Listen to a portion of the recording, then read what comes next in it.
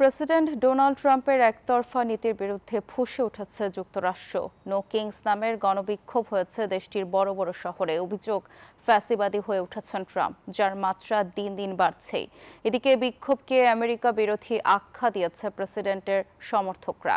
এদিকে বিক্ষোভের ঢেউ ছড়িয়েছে ইউরোপ ও কানাডায়। রাজা নয়, গণতন্ত্র চাই স্লোগানে প্রকম্পিত নিউ ইয়র্কের টাইমস স্কোয়ার থেকে ওয়াশিংটন ডিসি। প্রেসিডেন্ট ডোনাল্ড ট্রাম্পের বিরুদ্ধে রাস্তায় লাখো মানুষ। অভিযোগ, ট্রাম্পের সাম্প্রতিক কর্মকাণ্ড যুক্তরাষ্ট্রের গণতন্ত্রকে হুমকির মুখে ফেলছে। বান্ডেল থাকলে প্রতি সেনমানিতে টাকা বাঁচবে। বিকাশ সেনমানি বান্ডেল কিনে জিতুন প্রতি লেনদেনে। বিক্ষোভকারীরা মূলত প্রেসিডেন্টের নির্বাহী আদেশ, একতরফা শুল্ক আরোপ এবং অঙ্গরাজ্যের আপত্তি সত্ত্বেও ন্যাশনাল গার্ড মোতায়েনের মতো পদক্ষেপের বিরুদ্ধে সোচ্চার হয়েছেন।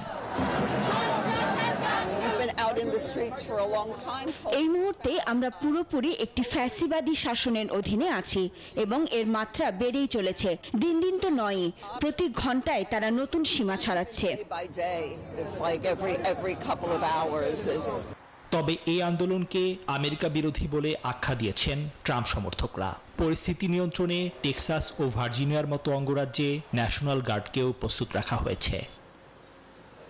প্রতিবাদের ঢেউ শুধু যুক্তরাষ্ট্রে সীমাবদ্ধ নেই, এর আঁচ ছড়িয়ে পড়েছে ইউরোপেও। লন্ডন, বার্লিন এবং মাদ্রিদের রাজপথে মার্কিন বিক্ষোভকারীদের সমর্থনে হয়েছে সমাবেশ। একই চিত্র দেখা গেছে কানাডার টরন্টোতেও, যেখানে মার্কিন কনসুলেটের সামনে জড়ো হয়ে বিক্ষোভ করেন গণতন্ত্রপন্থীরা। নিবির আমিন, নিউজ 24।